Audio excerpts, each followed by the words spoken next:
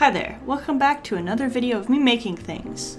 This week I finally made the sculpture that I've been talking about making for the last 2 or 3 videos. The title of this video kind of spoils what I'm going to be making, and this one's going to be a little bit different because I wanted to remake the figure that is in the actual game. So this one actually has a little bit of a base to it. The base is pretty basic. It's just a disc of clay that's got some little star details on the front.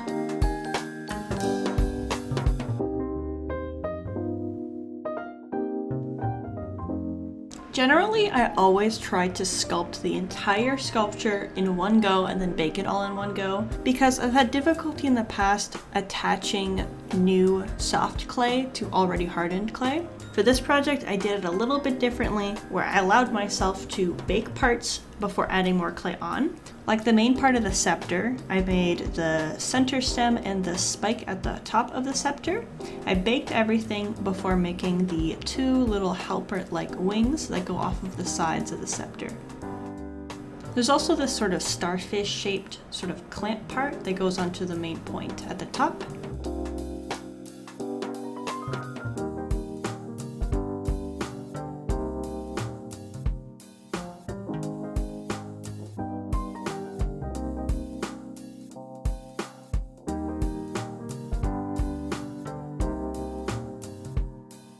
For the 2 wing-shaped additions to the spear, I basically just made little disc wings that I ended up cutting into the sort of shape that I wanted for them. And then they also had to have this very long stem on them so I could wrap it around the main spear of the halberd. I cut 2 lines into the wings just to make them more wing-shaped, and then I was able to wrap them around the main stick of the scepter. For the main body, I made a tinfoil skeleton for the inside. I did like I always do and started covering the tinfoil body with some clay.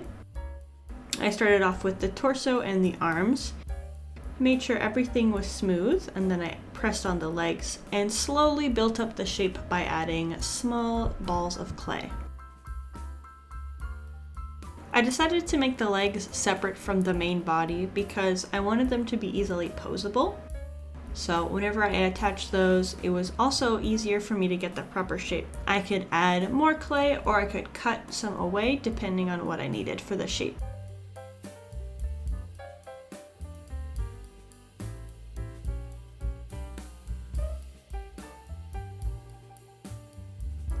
When I first saw the character design for the final boss in the new Kirby game, I thought it was really cool because it's kind of psychedelic-y. I thought the design of the ears was very interesting as well because it's sort of like a oil spill.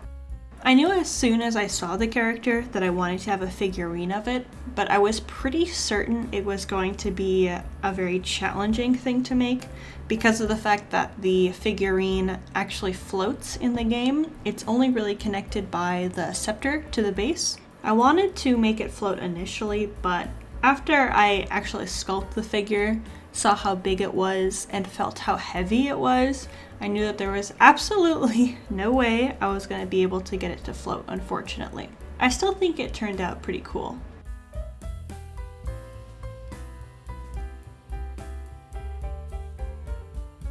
The next thing for me to make was the hands. There are these little sort of fur spikes around where the elbows are, so I added those on, and then I added on each finger individually. This character has really long talon-like nails, which I'll add on later. I didn't want to use clay for those.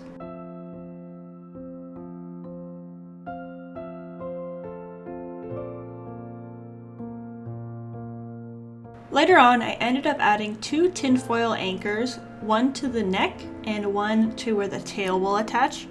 I wanted to sculpt a bunch of the figure and then bake it so I wouldn't lose any of the details while I was handling it. So whenever the body was nice and smooth, I added on some fine fur detailing and I put it in the oven so that I could add on the tail later on as well as the head. For the head of this figurine, I made a tinfoil skeleton and then made the top part of the ears. I wanted to start off with sculpting the main head first and then baking it before moving on to the large ears. So I covered the center part of the head in some clay, and I made sure to sculpt out this pointed nose.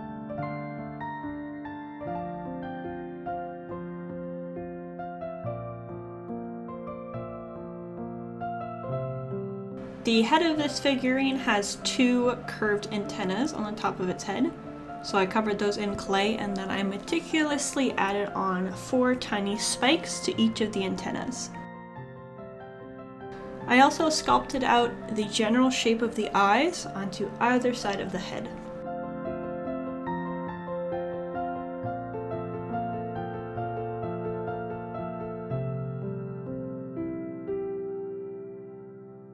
Making the 2 antennae on the top of the head was a little bit challenging because I wanted them to curve inward in a nice circular fashion, while also having the 4 little spikes that I had to add on after the fact, and then made sure I smoothed down, which was in itself very challenging. I also needed to get them to be all the proper length. Around the jawbone area of the head, there are 3 larger spikes that come out, so I added those on.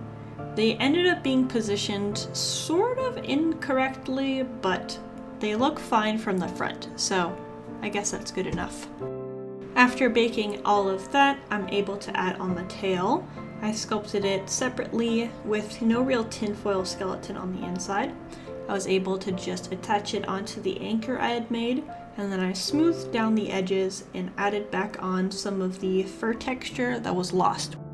For the large ears, after baking the head, I draped some tin foil over the 2 large anchors I made, and then I used some scissors to cut out the general shape I was looking for. The ears are meant to be very thin, so I didn't want to have too bulky of a skeleton to start off with.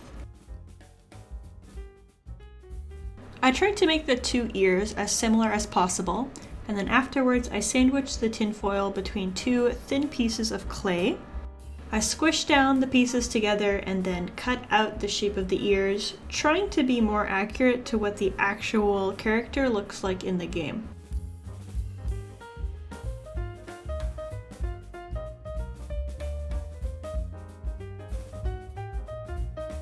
Whenever I had the shape of the ears done, I added tiny little hair details over the front and the back of both of them. After both of the ears were done, I made the fur scarf that goes around the neck of the character, and then I squished down the head onto the anchor. I knew that this probably wouldn't hold very well, and it didn't, and I ended up having to super glue it on, but I just wanted to have the proper shape mapped out whenever I baked it. So I attached both of those and then added some fur detailing to the neck scarf. After that was all baked, I could get on to priming. So I primed everything, the base, the figure itself, and the scepter. Painting the base was pretty easy. It was just a light coat of green. Again, with this permanent green, I usually have to do quite a few coats. The stars on the side were painted in the same pattern as in the game. So they're a pastel blue, a pastel green, yellow, a red, and then a purple color.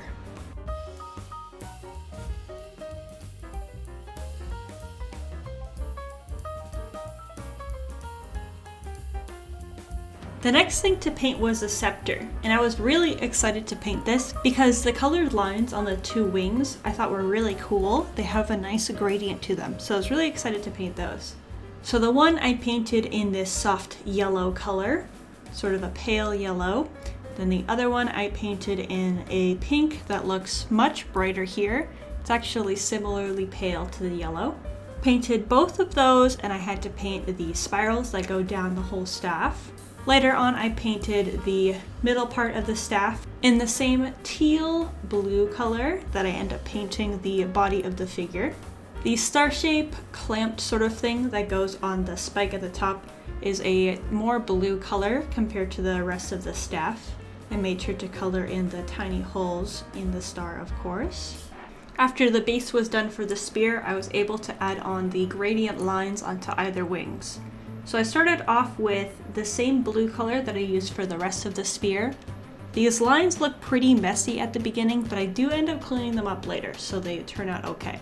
As I go down the wing of the staff, it changes from this teal blue color to a proper blue to a purple to a sort of purple pinkish color.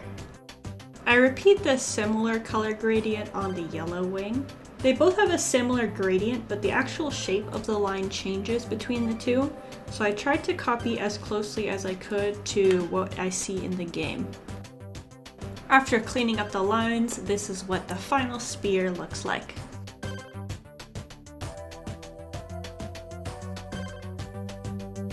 The body of the figure is pretty basic from the back. I painted everything in the same teal blue that I used for the scepter. I painted both sides of the wings, the arms, and the legs. I just made sure to avoid the 3 antenna spikes, the horns, and any fur like the tail and around the neck.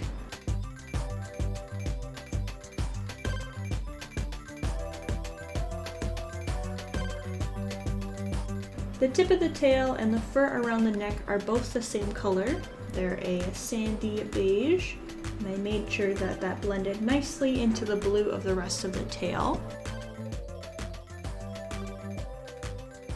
The center V shape on the chest of this figure is a bright orange color. It's actually the same orange that I end up painting the stripe design on the top of the head, as well as the spikes and around the eyes.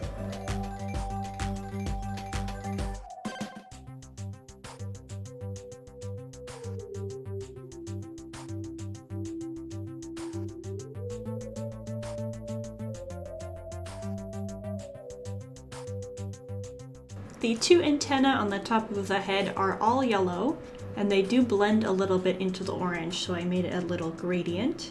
And then I painted the inside of the wings bright yellow, as well as the top. There is again this sort of orange gradient, so I did that.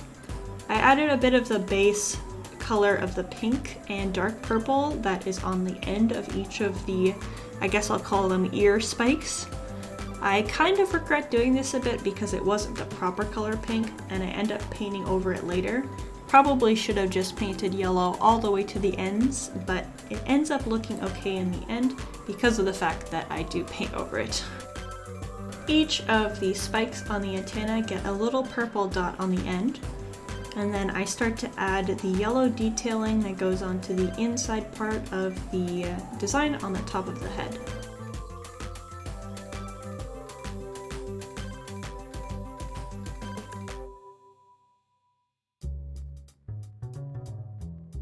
I then get to work on the design that's on the inside of the 2 ears. This is the oil spill sort of design I mentioned earlier. It's a lot of soft pinks, purples, as well as this bright magenta color. I also actually used some very, very bright pink gouache paint. The cool thing about the gouache is it's so fluorescent that whenever I shine my blue light on this figure, it ends up glowing, which I thought was kind of cool. Because I wanted to maintain the oil spill sort of look for the inside of the wings, I made sure I watered down the paint a lot so it was almost transparent, and it made it blend a little bit easier into the yellow paint underneath.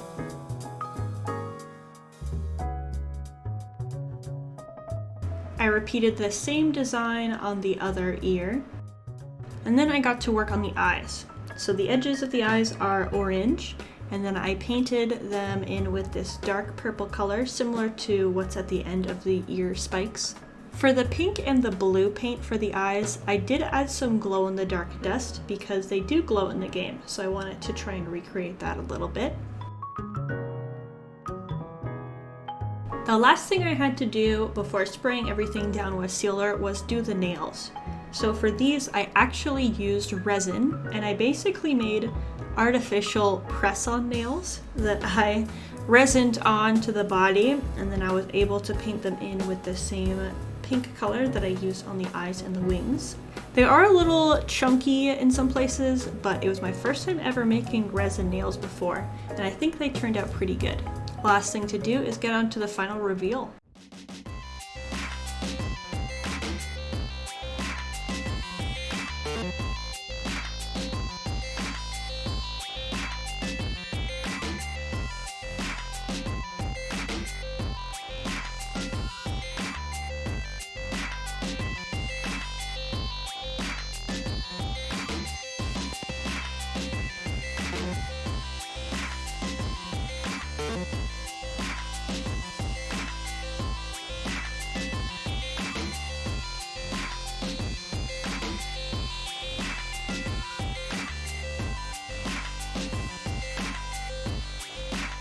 finally, after 3 weeks of saying I was going to make this, I finally made it, and it turned out super awesome.